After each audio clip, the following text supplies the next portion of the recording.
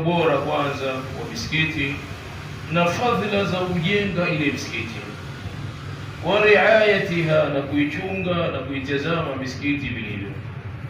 Qala ta'ala, anasema innama ya'muru masajid Allahi man amana billahi wal yawmil akhir, hakika wale wenye kuiamirisha na kuiangalia na kuichunga pamoja na kuhifadhi misikiti ya Allah subhanahu wa ta'ala ni wale wenye kumwamini Mwenyezi Mungu.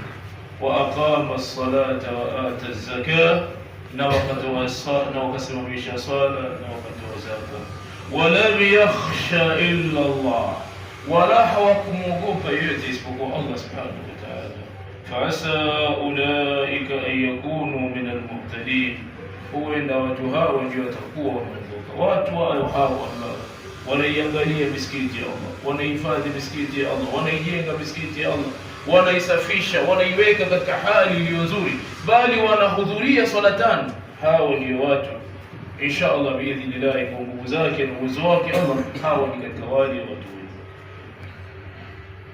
روى البخاري ومسلم من حديث عثمان بن عفان رضي الله عنهما قال قال صلى الله عليه وسلم من بنى مسجدا لله بنى الله له في الجنة. Mtume sallallahu alayhi wasallam alisema akihadithia hadithi Uthman ibn Affan ya kwamba mwenye kujenga msikiti katika ardhi, Allah atamjengea nyumba kwa moto. Ndugu yangu, na ujenzi wa msikiti si lazima usimamishe mwenyewe.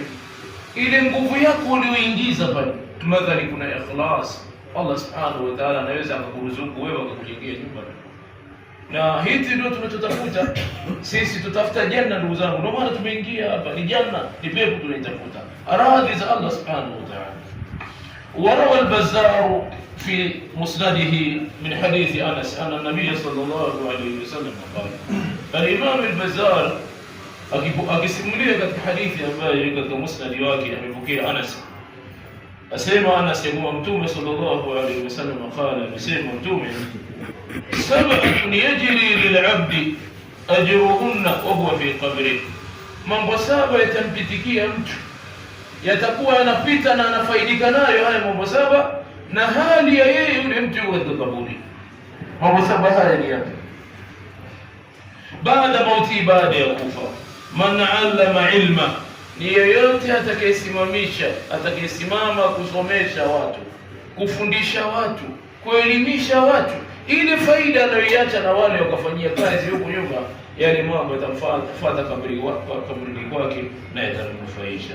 Au ajra nahara, au mtu amepitisha mto, watu wanafaidika, mto wa maji, huyo anachukua kwenye bustani, huyo anajengea, huyo anafanya nini, malipo yanakuwa ni makubwa.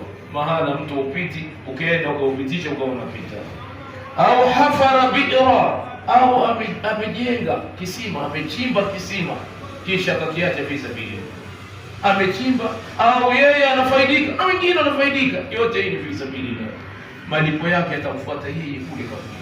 Kwa hiyo hii ni sadaka ya kuendelea, kila wanapotenda hawa huko nje, wanapofaidika na elimu yake na kile alichokifanya na maji ambayo wanani, hata kio kaburini yale maji wanafaidika nayo yanafuata huko kaburini, yanafuata niko. Au arasa nakhala, au akalima mtende au mchungwa au mwembe, watu wanapita wanakula, ndege wanakula, wama ila dhalika, wanyama, yeye fadhila na ujira unamfuata kule aliko yeye. Au bana masjida, au akajenga msikiti. Ndugu zangu, unapojenga msikiti, angalia msikiti umenasibishwa na nani? Wa anna almasajida lillah, wewe ndio uliojenga, lakini umejenga tu, si yako wewe. Misikiti ni ya Allah, fala tad'u ma'a Allahi ahada, asiombwe pamoja na yeyote katika msikiti. Maana msikiti ni mahala pa kusimamisha tauhid, akida, aabudiwe peke yake Allah. Wewe ndiye sababu. Allah anasema atakulipa wewe msikiti, atakulipa nyumba. Au waratha mushafa, au waratha mushafa, au akarithisha, kachukua mtu msafu, chukua bwana, somea msafu, somea msafu mpaka utakapoishi, wewe unapata faida.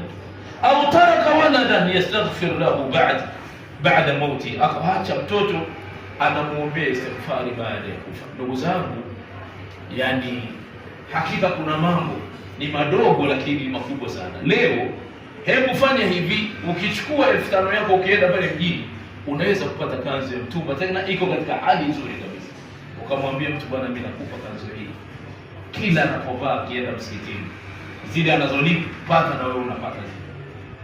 Yaani tuna vitu tunaviacha sisi na viko ndani ya uwezo wetu, na sio vya matajiri.